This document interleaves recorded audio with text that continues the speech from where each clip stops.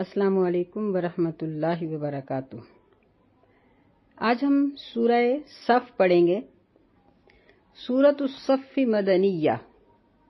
سورہ صف یہ نبی صلی اللہ علیہ وسلم پر مدینہ میں اترنے والی صورتوں میں سے ایک صورت ہے۔ یہ ترتیب کے لحاظ سے 61 نمبر پر ہے اور نازل ہونے کے لحاظ سے یہ 109 نمبر پر ہے، یعنی یہ ان آخری صورتوں میں سے ہے جو نبی اسلام کی زندگی کے آخر میں اتری۔ اس کی 14 آیات ہیں اور 2 رکوع ہیں۔ اعوذ باللہ السمیع العلیم من الشیطان الرجیم، بسم اللہ الرحمن الرحیم۔ سبح للہ ما فی السماوات وما فی الارض۔ اللہ کے لیے تسبیح بیان کرتے ہیں جو آسمانوں میں ہیں اور جو زمین میں ہیں۔ وَهُوَ الْعَزِيزُ الْحَكِيمُ، اور وہ غالب ہے، بڑی حکمت والا ہے۔ یہاں اللہ تعالیٰ نے سماوات کے ساتھ بھی لفظ ما استعمال کیا ہے اور زمین کے ساتھ بھی، وَمَا فِي الْأَرْضِ۔ تو اس کا مطلب یہ ہے کہ دونوں چیزوں کی، دونوں جگہوں کی مخلوقات کو الگ الگ ذکر کرنا، یعنی آسمانوں کے تمام فرشتے بھی اور زمین کی تمام مخلوقات بھی، حتیٰ کہ وہ جمادات بھی جو ہمارے نظر میں بے زبان ہیں، جس طرح پہاڑ ہیں، درخت ہیں، یہ بھی اللہ کی تسبیح بیان کرتے ہیں، یعنی اس خوبی سے بنے ہوئے ہیں کہ وہ اللہ کی تسبیح اور اللہ تعالیٰ کے نقائص سے پاک ہونے کی دلیل ہیں۔ اور دوسرا، قرآن مجید کی آیات کے مطابق اللہ تعالیٰ نے ان تمام مخلوقات کو ایک زبان دے رکھی ہے جس زبان سے وہ اللہ کی تسبیح، اللہ کا پاک ہونا، اللہ کا بے عیب ہونا بیان کرتے ہیں، اور فرمایا کہ اللہ تعالیٰ ان کی تسبیحات کو جانتا ہے۔ وَهُوَ الْعَزِيزُ الْحَكِيمُ، یعنی اللہ تعالیٰ بے بس اور مجبور نہیں، بلکہ وہ ہر معاملے پر غالب ہے، اپنی مخلوقات پر غالب ہے اور بڑی حکمت والا ہے۔ اللہ تعالیٰ جہاں بھی اپنی جو صفات بیان فرماتے ہیں ان کا آگے کوئی مقصد ہوتا ہے۔ اس سے اگلی آیات میں مسلمانوں کو کچھ قوانین بتائے جا رہے ہیں جن کی وجہ سے اللہ تعالیٰ نے اپنی یہ 2 صفتیں یہاں ذکر کی ہیں، عزیز اور حکیم، کہ اللہ کا اپنی مخلوق پر غالب ہونا اور پھر اس کا حکمت اور دانائی سے بھرپور ہونا۔ یہ اس چیز کا تقاضا کرتا ہے کہ لوگ اس کی بات کو مانیں اور اس کے قانون کو اپنائیں۔ فرمایا یا ایھا الذین آمنوا لم تقولون ما لا تفعلون، اے ایمان والو تم کیوں وہ بات کہتے ہو جو کرتے نہیں ہو۔ کبر مقتا عند اللہ ان تقولوا ما لا تفعلون، اللہ تعالیٰ کے نزدیک بڑی بیزاری ہے اس بات کی کہ تم وہ بات کہتے ہو جو تم کرتے نہیں ہو۔ یعنی اللہ کے غالب اور حکمت کا ایک تقاضا یہ ہے کہ اللہ تعالیٰ جو کہتے ہیں وہی کرتے ہیں۔ اللہ تعالیٰ نے قرآن مجید میں فرمایا کہ وَمَنْ أَصْدَقُ مِنَ اللَّهِ حَدِيثًا وَمَنْ أَصْدَقُ مِنَ اللَّهِ قِيلًا، کہ اللہ سے بات میں، گفتگو میں کوئی سچا نہیں ہے، اللہ کے وعدے سے کوئی سچا نہیں ہے۔ تو اللہ تعالیٰ اپنی ہر بات کو پورا کرتے ہیں، اور اللہ تعالیٰ اپنی مخلوق کو بھی اسی بات کی تلقین کرتے ہیں کہ تم وہی بات کہو جو تم کر سکتے ہو، جو کر نہیں سکتے وہ نہ کہو، کیونکہ ایسا کرنا یہ اللہ تعالیٰ کے نزدیک بڑی بیزاری ہے۔ اللہ تعالیٰ نے ان لوگوں پر بڑے تعجب اور ناراض ہونے کا انداز اپنایا ہے کہ تم اگر ایسا کرو گے، کہو گے جو کرو گے نہیں، یعنی تمہارے قول اور فعل میں تضاد، مختلف ہونا، یہ اللہ تعالیٰ کو ہرگز پسند نہیں ہے۔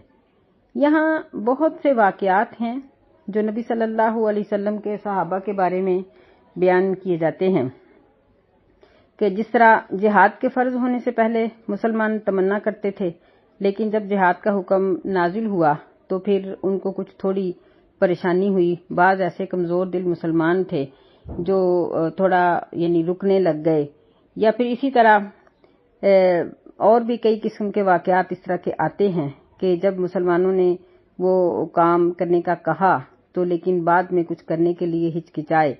اس میں بہت سے زیادہ تو منافق تھے جو اس طرح کرتے تھے، کیونکہ مومنوں کی یہ عادت عام طور پر نہیں تھی۔ تو اللہ تعالیٰ نے ان کو یہ تلقین کی اور ان لفظوں میں ان کو سمجھایا کہ لم تقولون ما لا تفعلون، کہ جو کام تم کر نہیں سکتے ہو وہ نہیں کہو، اور جو کہتے ہو وہ کر کے دکھاؤ۔ اس میں یعنی میدان جہاد میں جانے کے لیے منافقین کا رستے سے مڑ آنا اور ان کا مسلمانوں کو، دوسرے مسلمانوں کو جہاد سے بدظن کرنا، اور یہ تمام واقعات جو ہیں وہ ان آیات کے تحت آ جاتے ہیں کہ ان کے یہ تمام رویے یہ ٹھیک نہیں تھے۔ اللہ تعالیٰ نے ایک اور جگہ پر اسی چیز کو ایسے بیان کیا، فرمایا کہ لا تحسبن الذین یفرحون بما اتوا ویحبون ان یحمدوا بما لم یفعلوا، کہ جو لوگ ان چیزوں پر اترانے کا خیال کرتے ہیں، خوش ہوتے ہیں جو انہوں نے کیا نہیں، اور ان کی خواہش یہ ہے کہ ان کی ان کاموں کے ساتھ تعریف کی جائے جو انہوں نے کیے ہی نہیں، تو فرمایا کہ ان کو جہنم کے عذاب سے بچنے والا نہ سمجھو، کامیاب ہونے والا نہ سمجھو، بلکہ یہ جہنم کے عذاب میں یہ پھنس جائیں گے۔ اس آیت مبارکہ میں مسلمانوں کو سچ کی بھی تلقین کی گئی ہے کہ مسلمانوں جو بھی کہو اس میں سچ ہونا چاہیے۔ جس طرح ایک واقعہ آتا ہے کہ نبی علیہ الصلاۃ والسلام کے بارے میں سیدنا عبداللہ بن عامر رضی اللہ عنہ کہتے ہیں کہ ایک دن میری والدہ نے مجھے بلایا اور کہنے لگی کہ آؤ میں تمہیں کچھ دیتی ہوں۔ تو نبی صلی اللہ علیہ وسلم وہاں موجود تھے، تو آپ نے ان سے پوچھا کہ کیا دینا چاہتی ہیں، تو وہ کہنے لگی کہ میں اس کو کھجور دوں گی۔ نبی صلی اللہ علیہ وسلم نے فرمایا کہ اما انک لو لم تؤتیہ، اگر تو اس کو لم تؤتیہ شیئا کتبت علیک کذبۃ، اگر تم اس کو یہ کھجور نہ دیتی تو تمہارا ایک جھوٹ لکھ دیا جاتا۔ یعنی یہ بھی ایک وعدہ ہوتا ہے کہ ہم اپنے بچے کو کہتے ہیں کہ آؤ میں تمہیں یہ چیز دوں، پھر اسی طرح یہ بھی ایک وعدہ ہوتا ہے کہ میں تمہیں یہ کام کر دوں گی۔ تو جو کام ہم نہیں کر سکتے، چاہے وہ ہمارے بچے کے متعلق ہو یا کسی بڑے کے، تو اس میں ہمیں یہ وعدہ نہیں کرنا چاہیے۔ یعنی اس حدیث سے یہ معلوم ہوا کہ یہ آیت لما تقولون ما لا تفعلون یہ صرف جنگی معاملات اور قومی معاملات کے بارے میں نہیں ہے، بلکہ یہ انفرادی معاملات میں بھی ہے کہ ایک شخص ایک کام نہیں کرتا لیکن وہ دوسروں کے سامنے کہتا ہے کہ میں کرتا ہوں۔ ایک شخص اتنا نیک نہیں ہے لیکن دوسروں کے سامنے وہ اپنی نیکی کو ظاہر کرے، اپنی پارسائی کو ظاہر کرے۔ کسی کے سامنے جائے تو اچھی نماز پڑھے، اکیلا ہو تو اچھی نہ پڑھے، کسی کے سامنے پڑھ لے، اکیلے میں نہ پڑھے، کسی کو دکھا کر نیکی کرے اور اندر کھاتے وہ غلط ہو۔ اور یہاں تک کہ ایک شخص تنہائی میں نیک ہے تو وہ اپنی نیکی کو چھپانے کے لیے اگر کسی کے سامنے گناہ کرے کہ یہ میری نیکی کو جان نہ لیں اور میری ریاکاری نہ بن جائے، تو شریعت نے اس چیز کو بھی پسند نہیں کیا۔ نبی علیہ الصلاۃ والسلام نے فرمایا کہ وہ شخص بہتر ہے جس کی ظاہری اور چھپی ہوئی حالت ایک ہو۔ جس کی ظاہری اور چھپی ہوئی حالت ایک نہیں ہے کہ وہ ظاہر میں کچھ اور ہے، اندر کچھ اور ہے۔ ظاہر وہ اپنے آپ کو گناہگار ثابت کرتا ہے لیکن اندر میں وہ مسلمان ہے، تو وہ بھی غلط ہے۔ اور اسی طرح اگر کوئی ظاہری طور پر نیک ہے اور وہ اندرونی طور پر گناہگار ہے تو وہ بھی غلط ہے، اللہ تعالیٰ اس کو بھی پسند نہیں کرتے۔ ساری گفتگو کا خلاصہ یہ ہے کہ مسلمان کی ظاہری اور سری حالت ایک ہونی چاہیے۔ بعض لوگوں نے یہاں یہ چیز بھی مراد لی ہے کہ اگر ہم خود ایک نیکی نہیں کرتے تو دوسرے کو ہم اس نیکی کا حکم نہ دیں۔ مثلا ایک شخص خود تہجد گزار نہیں ہے تو وہ کسی دوسرے کو تہجد پڑھنے کا نہ کہے، تو یہ بات غلط ہے، یہ ٹھیک نہیں ہے۔ یہاں ہمیں یہ چیز سمجھنی چاہیے کہ شریعت کے احکامات میں کچھ فرائض ہیں اور کچھ نوافل ہیں۔ جہاں تک نوافل کا ذکر ہے، اس میں یہ ہے کہ ہم نیکی کی دوسروں کو تلقین کریں، رغبت دلائیں، خود بھی کوشش کریں کہ ہم وہ کام کریں، لیکن کسی مجبوری کی وجہ سے اگر وہ کام ہم خود نہیں کر سکتے تو دوسروں کو کہنے سے نہ رکیں۔ مثلا فرضی روزے ہیں کہ اب کسی دوسرے کو ہم تلقین کرتے ہیں کہ تم فرضی روزے ضرور رکھو، لیکن کسی مجبوری کی وجہ سے تلقین کرنے والا خود نہیں رکھ رہا، یا وہ بعد میں قضا دینا چاہتا ہے، یا وہ خود ایسا کوئی دائمی مریض ہے کہ وہ نہیں رکھ سکتا، تو اب یہاں مطلب یہ نہیں ہے کہ وہ کسی دوسرے کو بھی تلقین نہ کرے، تلقین ضرور کرنی چاہیے اور خود بھی کوشش کریں، اور اگر وہ خود نہیں کر سکتا، اگر وہ اللہ کے نزدیک مجبور ہے تو گناہگار نہیں۔ لیکن جہاں تک ذکر آتا ہے فرائض کا، فرائض کے تلف کرنے کا، وہاں یہ چیز ہے۔ اللہ تعالیٰ نے قرآن مجید میں فرمایا أَتَأْمُرُونَ النَّاسَ بِالْبِرِّ وَتَنْسَوْنَ أَنفُسَكُمْ کہ کیا تم لوگوں کو نیکی کا حکم دیتے ہو اور اپنے آپ کو بھول جاتے ہو۔ وہاں یہ چیز تھی کہ یہود و نصارہ جو لوگ کچھ نہ کچھ تورات انجیل کو جانتے تھے، جن کے سامنے وہ جھوٹ نہیں بول سکتے تھے، وہاں ان کے علماء ان کو یہ کہہ دیتے تھے کہ یہ نبی جو بات کر رہے ہیں یہ واقعی نبی ہیں، یہ سچے ہیں، لیکن خود ایمان نہیں لاتے تھے۔ یہاں اللہ تعالیٰ نے اس بات سے ان کو یہاں ملامت کی ہے۔ تو ہمارے لیے بھی یہی ہے کہ نوافل کا حکم ہم لوگوں کو دیں اور خود بھی کرنے کی کوشش کریں، لیکن اگر ہم کسی وجہ سے مجبور ہیں تو لوگوں کو تلقین کرنا اور لوگوں کو نصیحت کرنا نہ چھوڑیں۔ اور فرائض کے بارے میں بھی ایسے فرائض کہ جن کے ترک کرنے پر انسان گناہگار ہو جاتا ہے، مثلا نماز ہے۔ اب رمضان کے روزوں کی تو تھوڑی سی ہمیں سہولت ہے، لیکن نماز کی سہولت نہیں ہے۔ نماز کا تو یہی ہے کہ دوسری نماز سے پہلے پہلی نماز کو پورا کرو، یا زکوٰۃ کا مسئلہ ہے، یا دیگر فرائض کوئی بھی ہیں، خاندانی معاملات میں ہوں، حقوق العباد میں فرائض ہوں یا حقوق اللہ میں فرائض ہوں، تو ان کا تارک اگر وہ دوسروں کو نصیحت کرے اور خود ان کا انکار کرے تو وہ گناہگار اور مجرم ہے۔ لیکن اگر وہ دوسروں کو نصیحت کرتا ہے اور اس کا اپنا وہ معاملہ ہی نہیں ہے تو اب یہ مطلب نہیں ہے کہ وہ دوسروں کو نصیحت کرنا چھوڑ دے۔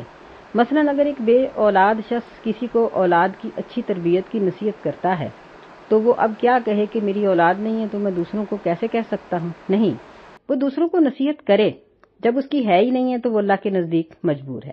تو اس ساری بات کا خلاصہ یہی ہے کہ انسان کسی کو اگر کوئی نیکی کا حکم دیتا ہے تو اپنے دل میں اس کے انکار نہیں ہونا چاہیے۔ اگر اس کے اپنے دل میں انکار ہے تو اللہ کے نزدیک یہ غلط ہے۔ آگے فرمایا ان اللہ یحب الذین یقاتلون فی سبیلہ صفا کأنہم بنیان مرصوص کہ بے شک اللہ تعالیٰ ان لوگوں کو پسند کرتا ہے جو اس کی راہ میں لڑتے ہیں صف باندھ کر، اس طرح گویا کہ وہ سیسا پلائی دیوار ہے۔ یعنی یہاں دو چیزیں ذکر کی گئی ہیں کہ ایک تو یہ ہے کہ وہ اللہ کی راہ میں لڑتے ہیں، دوسرا یہ ہے کہ وہ سیسا پلائی دیوار، یعنی جس کو ہم کہتے ہیں کہ پلستر کی ہوئی اور چونا گچ کی ہوئی، کہ جس میں کوئی سوراخ نہیں، کوئی نقص نہیں، کوئی ٹیڑھ نہیں، اس کو مرصوص کہا جاتا ہے۔ سیسا یہ ایک چیز ہوتی ہے جس کے ساتھ دوسری چیز کو اس کے ساتھ چمٹا دیا جاتا ہے یا جوڑ دیا جاتا ہے۔ تو سیسے کے تمام اجزاء جو ہوتے ہیں نا وہ آپس میں ایک دوسرے کے ساتھ مل کر مضبوط ہو جاتے ہیں۔ بنیان کا معنی ہوتا ہے دیوار، یعنی ایسی عمارت، ایسی دیوار جو سیسے کی طرح ایک دوسرے کے ساتھ مضبوط طریقے سے جڑی ہوئی ہے۔ تو بظاہر اس آیت مبارکہ میں قتال کا ذکر ہے کہ وہ اللہ کی راہ میں جنگ لڑتے ہیں، اور اس طرح سے کہ وہ سیسا پلائی دیوار ہے، کیونکہ جنگ کے موقع پر جو شدت ہوتی ہے اس میں باہم متفق رہنا یہ بہت مشکل ہے۔ اس میں سیسا پلائی دیوار بننا، صف باندھنا، ایک تو ظاہری صف ہے کہ جس طرح مجاہدین صف بندی میں آگے بڑھتے ہیں۔ آج کل ہم فوج کی بھی جب پریڈ دیکھتے ہیں تو ان کی بھی صفیں ہوتی ہیں بنی ہوئی، لائن ہوتی ہے بنی ہوئی۔ دوسرا یہ ہے کہ ان کے دلوں کے اختلافات نہ ہوں، دلی طور پر وہ ایک دوسرے کے ساتھ متفق ہوں، امیر کی بات کو قبول کرنے اور اس کی اطاعت کرنے کا جذبہ ہو، ایک دوسرے کی چغلی اور غیبت اور اس طرح کی برائیوں اور دوسرے کو حقیر سمجھنے یا برا سمجھنے سے وہ بچتے ہوں، بلکہ سب ایک دوسرے کے ساتھ ہمدردی کرنے والے ہوں۔ یعنی ظاہری طور پر بھی صف بندی ہو اور دلی طور پر، خیالاتی طور پر بھی سارے ایک ہوں۔ اس چیز کو اللہ تعالیٰ پسند کرتے ہیں۔ تو یہاں جنگ کا ذکر کیا گیا ہے کیونکہ جنگ میں یہ حالت اور کیفیت قائم رکھنا انتہائی مشکل ہے۔ تو یہاں مطلب نہیں ہے کہ صرف یہ صف بندی جنگ میں جائز ہے اور باقی نہیں، بلکہ اس کا مطلب یہ ہے کہ جو عام حالات ہیں اس میں ہمیں صف بندی کا بہت زیادہ خیال رکھنا چاہیے۔ مثلا ہم کسی جگہ پر کوئی چیز لینے کے لیے کھڑے ہیں تو ہم لائن بنانے کو اپنی ذلت نہ سمجھیں۔ بعض لوگ ہوتے ہیں کہ وہ اپنی شان کے خلاف سمجھتے ہیں اور وہ اپنے کسی ڈاکٹر سے یا کسی سے تعلق بنا کر لائن کو چھوڑ کر سب سے آگے جا کر اپنا حق لینا چاہتے ہیں۔ تو ایسی چیزوں سے حتی الامکان بچنا چاہیے۔ پھر ایسے ہی یعنی گھریلو سطح پر، کاروباری سطح پر، اسکول اور کالج اور جتنے ادارے ہیں جہاں ہم پڑھتے ہیں، پڑھاتے ہیں یا کسی بھی کام کے لیے ہم وہاں جاتے ہیں، وہاں صفائی ستھرائی، لائن، باری کا انتظار اور ہنگامہ اور اس طرح کی چیزوں سے بچنا، شور و غل سے بچنا، اور اگر نمبرنگ کا سلسلہ ہے تو اپنے نمبر کا انتظار کرنا، اور نمبر لگانے والے یا کسی اور کے خلاف منصوبہ بندی سے بچنا، یہ ساری چیزیں آ جائیں گی۔ اگر ہماری یعنی گھریلو سطح پر ہے تو اپنے گھر کے سامان کو سیدھا درست کر کے رکھنا اور سنبھال کے رکھنا، سامان کی اور چیزوں کی صفائی اور ستھرائی کا خیال رکھنا۔ بعض لوگوں کی عادت ہوتی ہے کہ ہر چیز ٹیڑھی میڑھی رکھتے ہیں، کپڑا بھی اگر الماری میں رکھیں تو سیف میں رکھتے ہیں تو وہ بھی ٹیڑھا ہی رکھتے ہیں، برتن رکھتے ہیں تو ٹیڑھا ہی رکھتے ہیں۔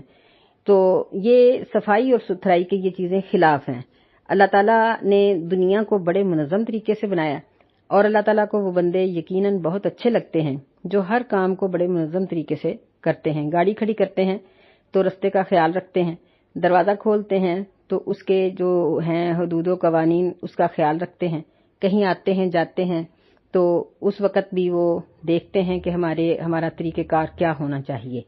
تو مسلمان کی عادت یہ ہے، نبی صلی اللہ علیہ وسلم نے مسلمانوں کو سونے کا طریقہ سکھایا کہ لیٹنا کیسے ہے، ٹیڑھے میڑھے ہو کر نہیں، بالکل سیدھے نہیں، بالکل الٹے نہیں، اور پھر آپ کے یہ بتائے ہوئے طریقے طبی طور پر بھی بڑے مفید ہیں کہ بائیں جانب لیٹو، دائیں طرف لیٹو، بائیں جانب اوپر رکھو، کہ بائیں جانب دل ہوتا ہے، اور دل کے لیے یہ بات سہولت کی ہے کہ ہم جب سوئیں تو اس وقت ہم دائیں جانب سوئیں، کیونکہ جب بندہ سوتا ہے نا تو لمبا ٹائم ایک ہی کروٹ پہ لیٹتا ہے۔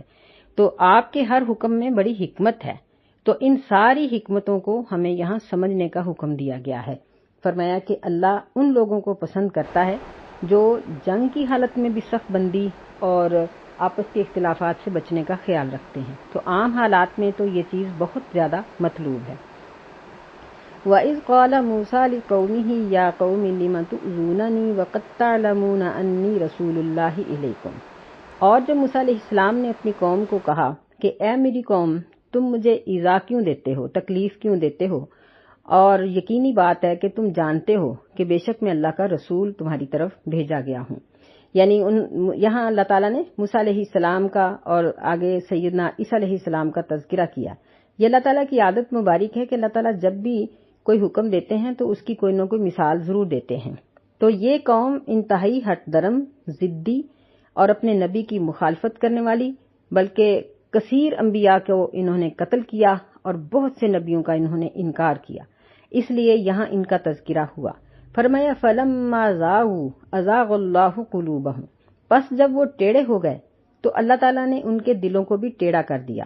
وَاللَّهُ لَا يَهْدِي الْقَوْمَ الْفَاسِقِينَ، اور اللہ تعالیٰ فاسق قوم کی رہنمائی نہیں کرتا، ان کو ہدایت نہیں دیتا۔ یعنی جن لوگوں کی عادت ہوتی ہے کہ وہ ٹیڑھے میڑھے کام کرتے ہیں، عادت کے ٹیڑھے ہیں، لائن میں ٹیڑھے ہیں، کتاب میں ٹیڑھے ہیں، قانون کو ماننے میں ٹیڑھ اختیار کرتے ہیں، کسی کا حکم ماننے میں ان کو ٹیڑھ ہوتی ہے، یعنی وہ اپنی عزت کے خلاف سمجھتے ہیں اور ہر جگہ پر صرف اپنے حق کی وہ پاسداری کرتے ہیں۔ تو ایسے لوگوں کو ڈرنا چاہیے کہ کہیں آہستہ آہستہ ان کے دل ہی نہ ٹیڑھے ہو جائیں، کیونکہ جب وہ دنیا داری میں ٹیڑھا پن اختیار کرتے ہیں نا تو یقینی بات ہے کہ وہ دین میں بھی ٹیڑھے ہوتے ہیں۔ اللہ تعالیٰ نے قرآن مجید میں ایسے لوگوں کا وصف بیان کیا ہے کہ جو دنیا میں ضدی ہیں وہ اللہ تعالیٰ کے پاس جا کر بھی ضد کریں گے اور اپنے گناہوں کو ماننے کے لیے تیار نہیں ہوں گے، اور جو لوگ دنیا میں کسی کی بات کو مان لیتے ہیں، ضد نہیں کرتے، ان کا قیامت کے دن بھی حال یہ ہوگا کہ جب اللہ تعالیٰ کے سامنے وہ اپنے گناہوں کو مان لیں گے اور جھک جائیں گے، گناہگار ہونے کے باوجود وہ اللہ تعالیٰ کی رحمت کے حقدار بن جائیں گے۔ اللہ تعالیٰ فرمائیں گے کہ جاؤ، میں نے تمہیں معاف کر دیا۔ یعنی یہ ضد اور ٹیڑھا پن یہ نہ دنیا داروں کو دنیا میں پسند ہے، نہ اللہ تعالیٰ کو دنیا میں لوگوں کا ٹیڑھا پن پسند ہے، اور نہ ہی قیامت کے دن یہ ٹیڑھ اللہ تعالیٰ کو پسند ہوگی۔ اللہ ہمیں اس سے محفوظ رکھے۔ یہی وجہ ہے کہ اللہ تعالیٰ نے ہمیں قرآن مجید میں یہ دعا کرنے کا حکم دیا۔ فرمایا کہ جو نیک لوگ ہیں وہ یہ کہتے ہیں ربنا لا تزغ قلوبنا بعد اذ ہدیتنا وہب لنا من لدنک رحمہ انک انت الوہاب، کہ اے اللہ تو ہمارے دلوں کو ٹیڑھا نہ کر دینا، ہدایت کے بعد بھی ٹیڑھ آ سکتی ہے، اس ٹیڑھ سے بھی ہمیں بچا لینا اور ہمیں اپنی رحمت عطا کر دینا۔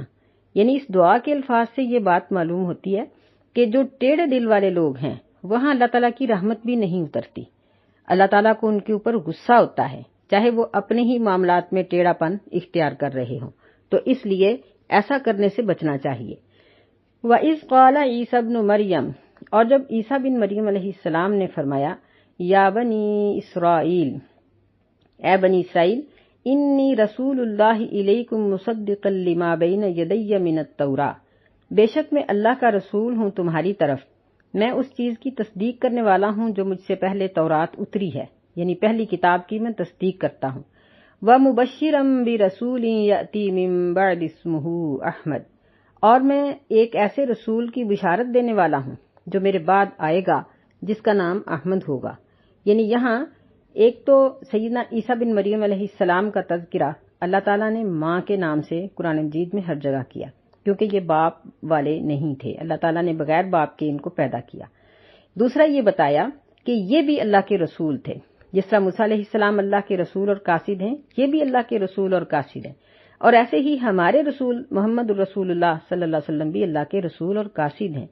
یہ انبیاء یہ با اختیار نہیں ہوتے، بلکہ اللہ تعالیٰ کے یہ ماتحت ہوتے ہیں. فرمایا کہ انہوں نے ایک تو تورات کی تصدیق کی، یعنی یہ شروع سے تورات کے حافظ تھے، اللہ تعالیٰ نے ان کو انجیل عطا کی اور یہ دونوں کتابوں کے حافظ تھے. اور پھر یہ کہ انہوں نے رسول صلی اللہ علیہ وسلم کی بشارت سنائی. فرمایا کہ میرے بعد وہ تشریف لائیں گے جن کا نام احمد ہوگا.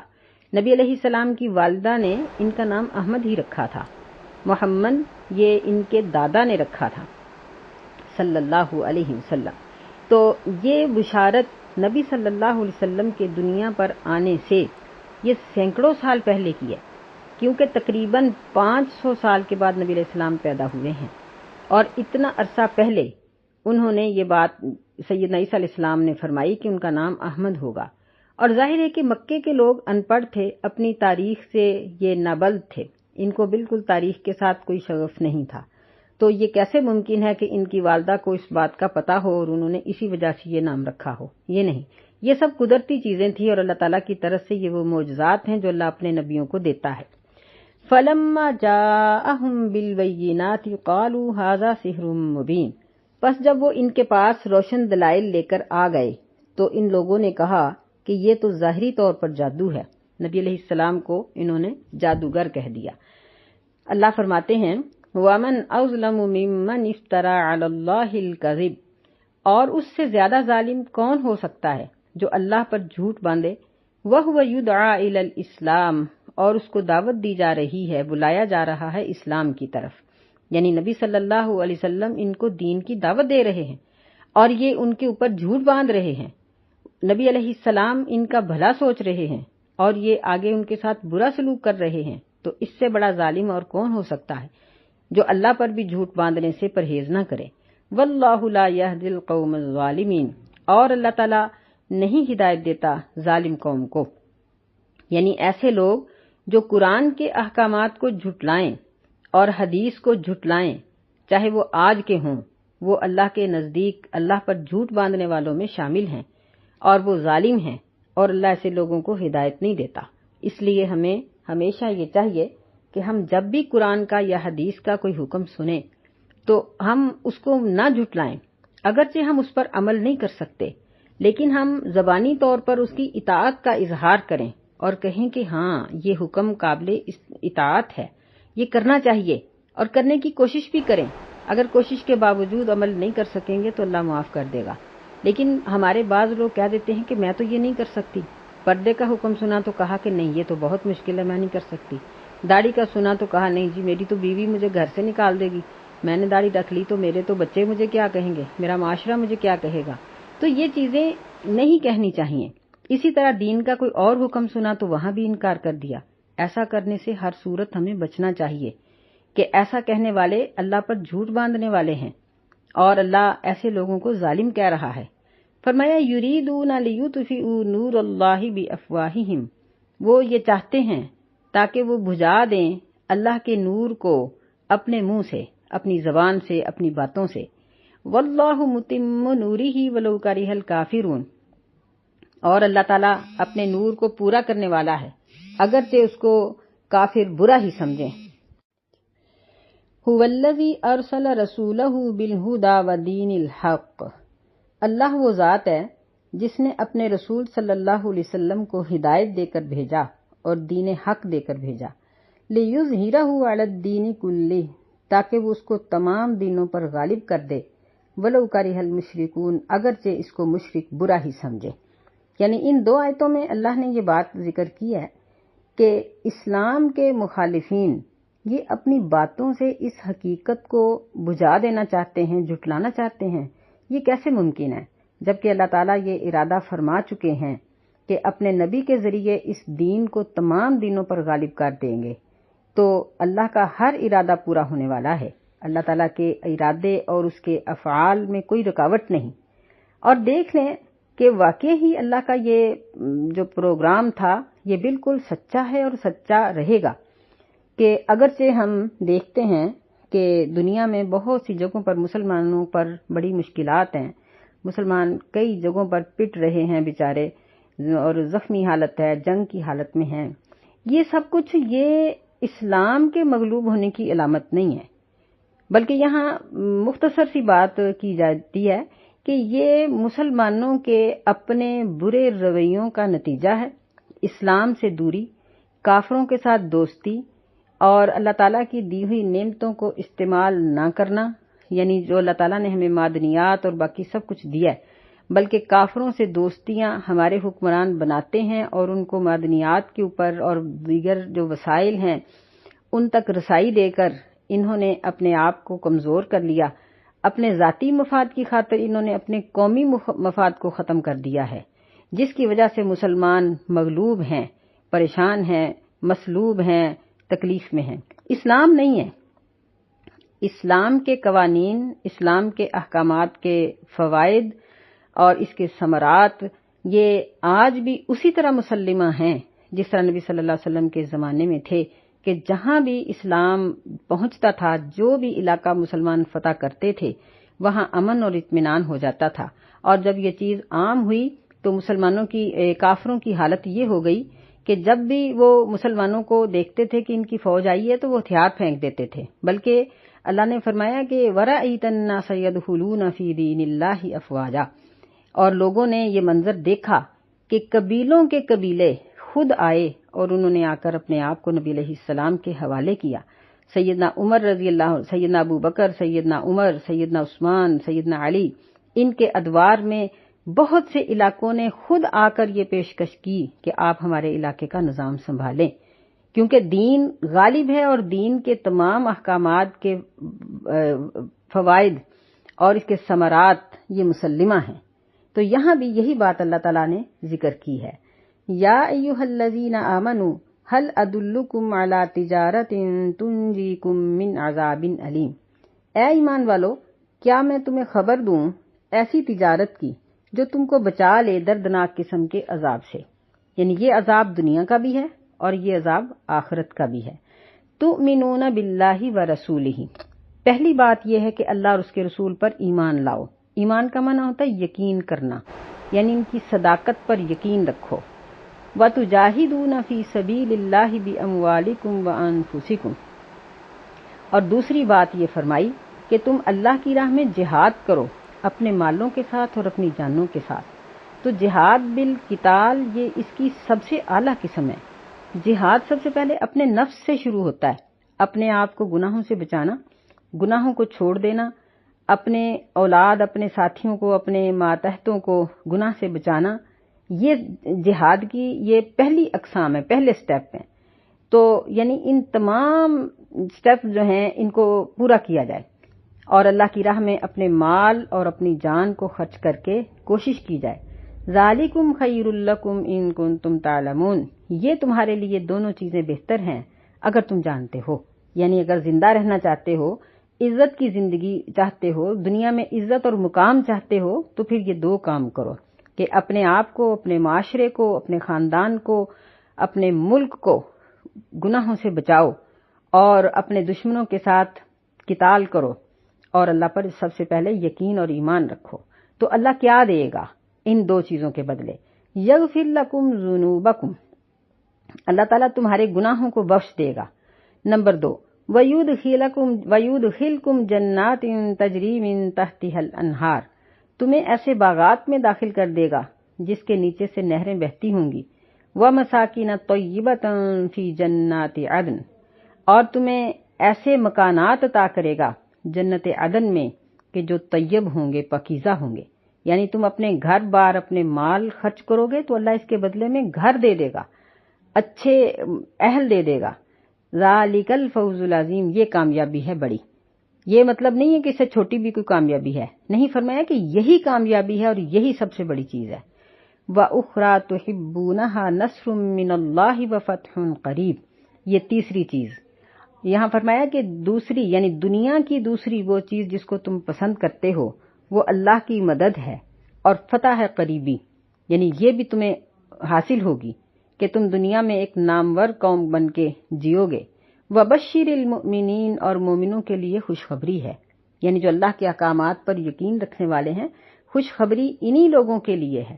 آگے پھر اللہ تعالیٰ نے یہاں سیدنا عیسیٰ علیہ السلام کی قوم کی مثال دی، فرمایا یا ایھا الذین آمنوا کونوا انصار اللہ کما قال عیسی ابن مریم للحواریین، کہ اے ایمان والو اللہ کے مددگار ہو جاؤ۔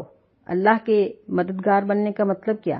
اس کے دین کی مدد کرو، دین والوں کی مدد کرو، جیسے کہ عیسیٰ بن مریم علیہ السلام نے کہا تھا للحواریین، حواریوں کو، من انصاری الی اللہ، کہ میرا کون مددگار ہوگا اللہ کے لیے؟ قال الحواریون نحن انصار اللہ، تو حواریوں نے کہا کہ ہم اللہ کے مددگار ہیں۔ فآمنت طائفۃ من بنی اسرائیل، پس بنی اسرائیل میں سے ایک جماعت ایمان لے آئی، وکفرت طائفہ، اور ایک جماعت نے کفر کیا۔ فأیدنا الذین آمنوا علی عدوہم فاصبحوا ظاہرین، بس ہم نے ان لوگوں کی مدد کی جو ایمان لے آئے تھے، علی عدوہم، ان کے دشمن کے خلاف، بس وہ غالب آنے والے بن گئے۔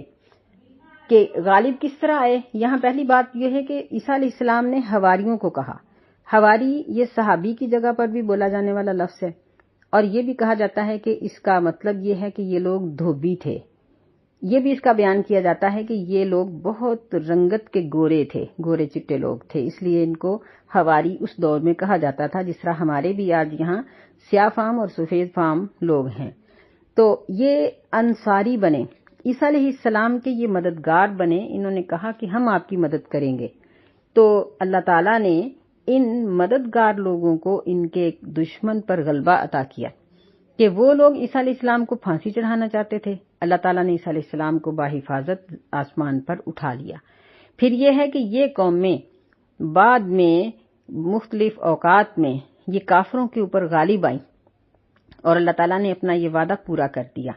تو یہاں ہمیں یہ بات کہی جا رہی ہے کہ تم بھی ان لوگوں کی طرح ہو جاؤ جنہوں نے عیسیٰ علیہ السلام کی مدد کی تھی۔ یعنی ہم مسلمانوں کو یہ بات اللہ تعالیٰ فرما رہے ہیں کہ تم اللہ کے اور اس کے دین کے مددگار بن جاؤ تاکہ تم دنیا میں بھی کامیابی پاؤ اور آخرت میں بھی۔ نبی صلی اللہ علیہ وسلم کی دعا ہے کہ اللہم انصر من نصر دین محمد صلی اللہ علیہ وسلم واجعلنا منہم، اے اللہ ان لوگوں کی مدد فرما جو تیرے دین کی مدد کریں اور ہمیں ان میں شامل کر دے۔ وَاخْذُلْ مَنْ خَذَلَ دِينَ مُحَمَّدٍ صلی اللہ علیہ وسلم وَلَا تَجْعَلْنَا مِنْهُمْ، اے اللہ ان لوگوں کو ذلیل و رسوا کر دے جو تیرے دین کو، نبی علیہ السلام کے دین کو رسوا کرنا چاہتے ہیں، اور ہمیں ان میں شامل نہ فرمانا۔ آمین یا رب العالمین۔ السلام علیکم ورحمۃ اللہ۔